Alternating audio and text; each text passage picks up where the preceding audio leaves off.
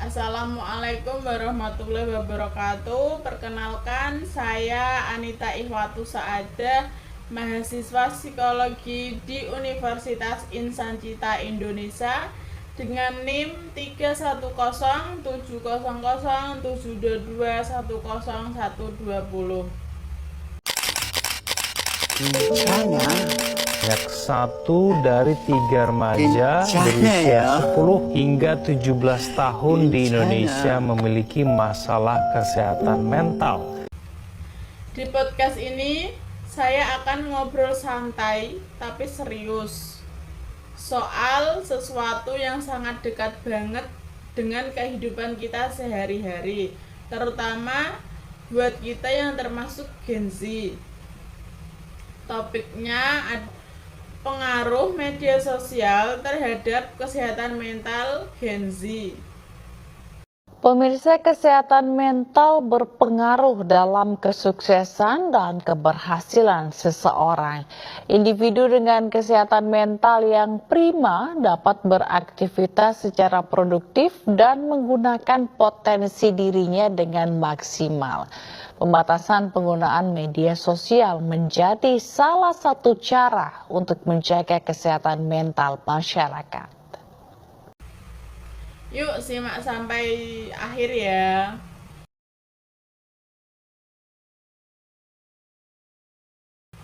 Jadi, buat kalian semua yang lagi scroll TikTok, IG, ataupun Twitter, yuk kita pelan-pelan bahas apakah media sosial selama ini bikin kita lebih happy ataupun malah bikin kita lebih stres. Di era kemajuan teknologi dan digital yang sangat pesat ini, siapa sih yang tidak mengenal Instagram, TikTok, WA, Facebook?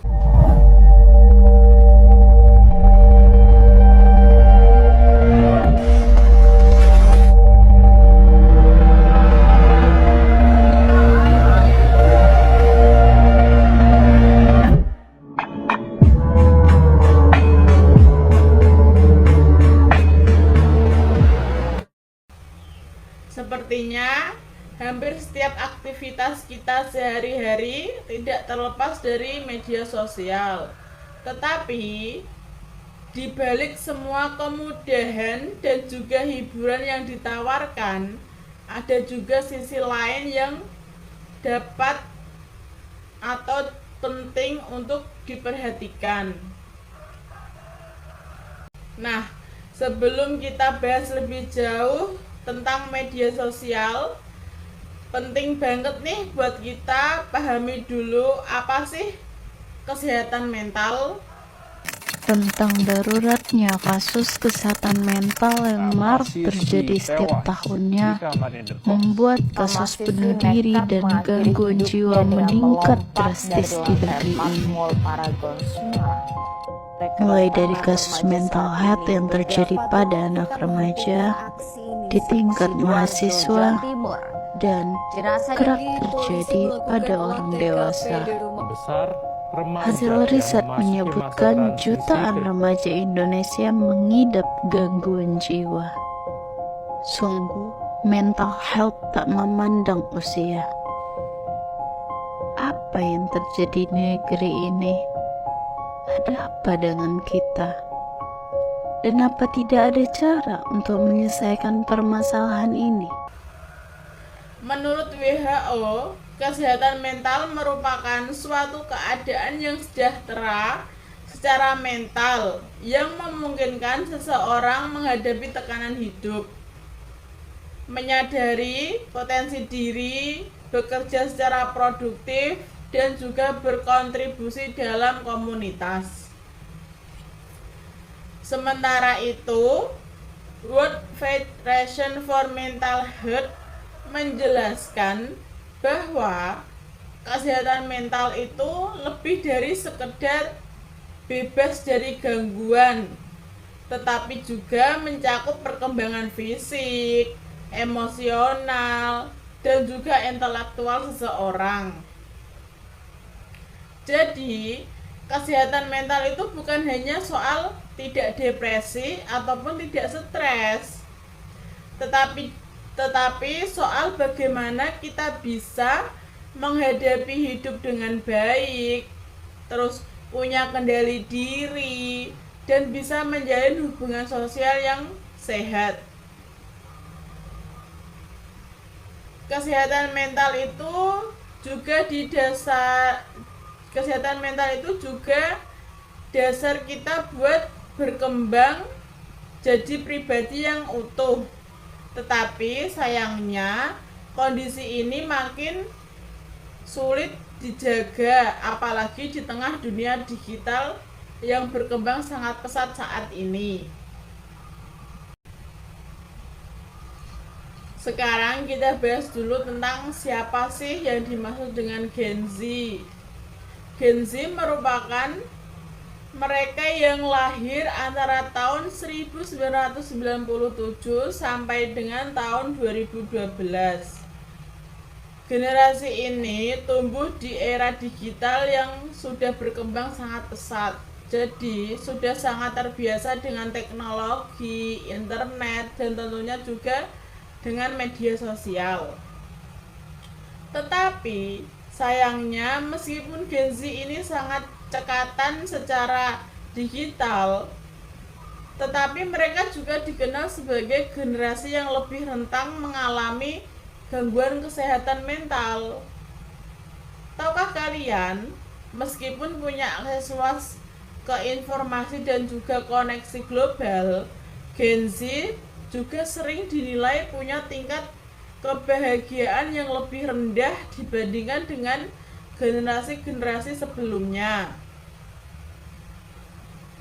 Banyak dari mereka merasa kesepian, cemas, bahkan mengalami stres kronis. Dan media sosial seringkali juga dianggap sebagai salah satu penyebabnya. Nah, kenapa bisa begitu? Untuk memahami ini, kita juga perlu mengaitkannya dengan beberapa teori psikologi. Teori yang pertama yaitu ada teori kesehatan mental dari Marie Jahoda. Teori ini menyebutkan kalau sehat mental itu bukan cuma bebas dari gangguan, tetapi juga soal bagaimana kita bisa menghadapi tekanan sosial, membangun relaksasi, dan juga mengontrol diri. Sekarang nih bayangin, kamu scroll media sosial dan lihat teman-temanmu posting hal-hal yang keren. Kamu mulai ngerasa minder, tetapi ini berhubungan dengan teori pendekatan sosial dari Festing. Festing bilang bahwa manusia itu lebih cenderung membandingkan diri dengan orang lain untuk menilai diri sendiri. Di media sosial kita cuma lihat highlights-nya kehidupan orang lain, padahal belum tentu juga kenyataan mereka seindah di media sosial. Lalu ada juga teori ketidaksesuaian diri. Teori ini menjelaskan bahwa ketika diri ideal yang kita lihat di media sosial, contohnya itu nggak sesuai dengan diri nyata kita, maka akan muncullah rasa kecewa, rasa stres, dan juga rasa ketidakpuasan diri.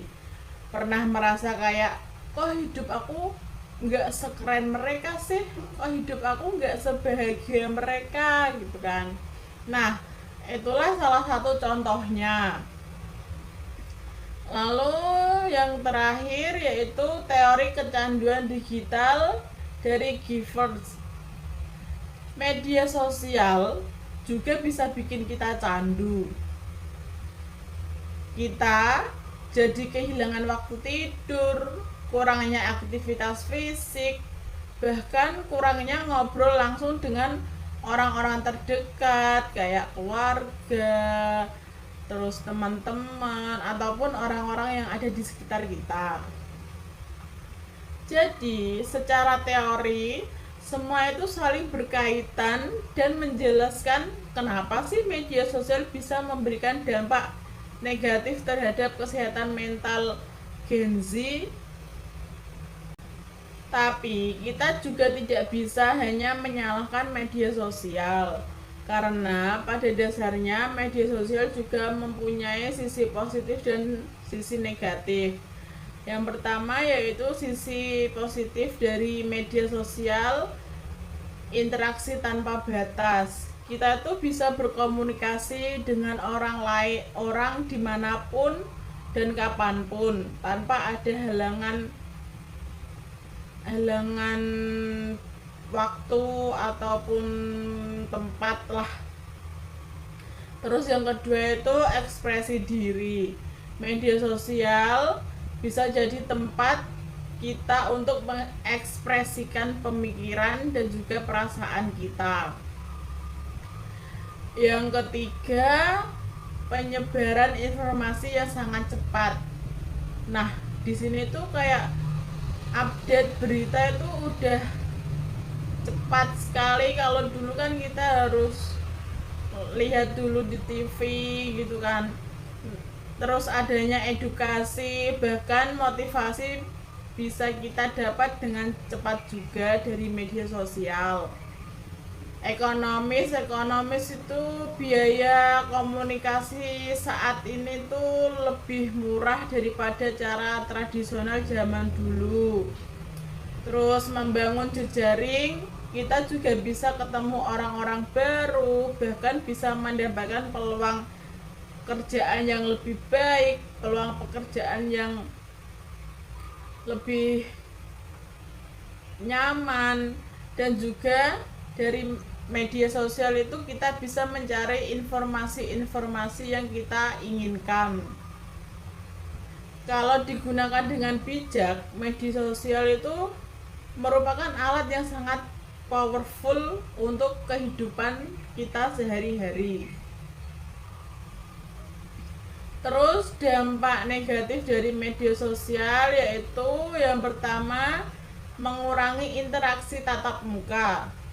Karena kita itu lebih sibuk dengan HP dan lupa ngobrol secara langsung dengan keluarga ataupun dengan teman dekat kita. Yang kedua, menimbulkan kecanduan dan membuat kita jadi tidak produktif. Hal ini karena waktu produktif kita bisa hilang karena terlalu lama kita online dalam media sosial itu. Terus yang ketiga, meningkatkannya resiko cyberbullying, kebocoran privasi ataupun penipuan. Contohnya itu kayak judi online itu, terus apalah, banyaklah contohnya sekarang. Terus yang terakhir itu pengaruh buruk untuk diri kita. Konten yang negatif, body shaming ataupun gaya hidup yang tidak sehat juga bisa mengganggu mental kita. Jadi, seperti pisau bermata dua, semua itu tergantung bagaimana kita menggunakannya dalam kehidupan sehari-hari. Nah, sekarang pertanyaannya nih, gimana sih cara yang bijak untuk menggunakan media sosial supaya tidak merusak kesehatan mental kita? Di sini aku ada beberapa tips cara menjaga atau menggunakan media sosial supaya tidak merusak kesehatan mental kita. Yang pertama yaitu kita harus batasi waktu penggunaan media sosial. Nah, misalnya kayak contoh nih ya, kita pasang screen time harian maksimal 2 atau 3 jam lah kita main HP. Terus yang kedua, Jangan jadikan media sosial sebagai tolak ukur kebahagiaan, karena yang kita lihat itu belum tentu sesuai dengan realita kehidupan mereka. Yang ketiga, follow akun-akun yang bisa memberikan inspirasi dan juga edukasi yang bermanfaat, bukan yang bikin kita menjadi insecure, tidak pede. Terus yang keempat, luangkan waktu untuk kebahagiaan di dunia nyata, seperti nih olahraga, ngobrol langsung dengan keluarga, teman, ataupun dengan orang-orang yang menurut kita itu dekat dengan kita, penting untuk kita. Terus yang terakhir, jika merasa cemas atau stres berlebihan, jangan ragu untuk meminta bantuan kepada ahli ataupun teman yang dipercaya. Walaupun kita hanya sekedar untuk cerita dengan teman, kalau kita malah cemas, itu tidak masalah, karena akan bisa membuat diri kita agak. Media sosial bisa menjadi alat yang sangat kuat, tetapi itu semua tergantung pada cara kita untuk memanfaatkannya. Kita masih bisa berhubungan dengan banyak orang dan mendapatkan informasi, bahkan berkembang, tetapi kita harus berhati-hati agar tidak mengorbankan kesehatan mental diri kita sendiri. Nah, teman-teman, itu tadi sedikit penjelasan tentang pengaruh media sosial terhadap kesehatan mental Gen Z. Semoga pembahasan tadi dapat membuka pikiran kita semua bahwa media sosial juga bisa jadi teman baik, tapi juga bisa jadi musuh diam-diam kalau enggak kita kelola dengan bijak. Jaga kesehatan mental kamu ya, karena itu modal utama untuk kita hidup yang lebih tenang dan juga bahagia. Jangan ragu cari bantuan kalau kamu merasa butuh teman curhat ataupun butuh bantuan yang lebih profesional. Berikut adalah tayangan video di mana video tersebut berisi tentang contoh kasus kesehatan mental yang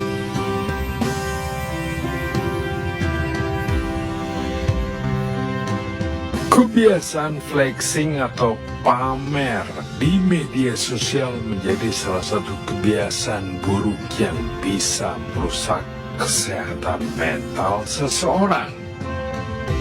Pengguna media sosial harus mampu menyaring informasi dan membatasi akses terhadap konten negatif supaya tidak terkontaminasi fenomena flexing yang bisa mempengaruhi kualitas hidup.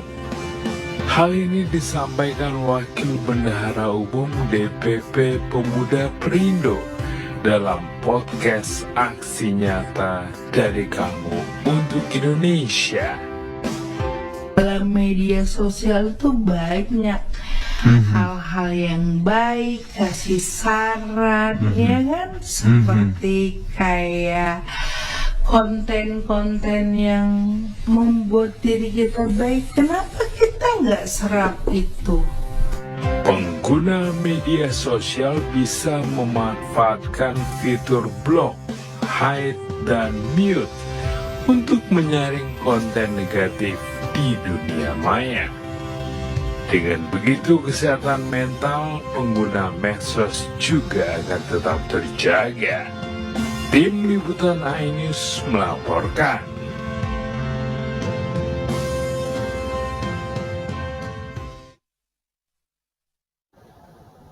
Anita Ihwatu Saadah pamit undur diri. Wassalamualaikum warahmatullahi wabarakatuh.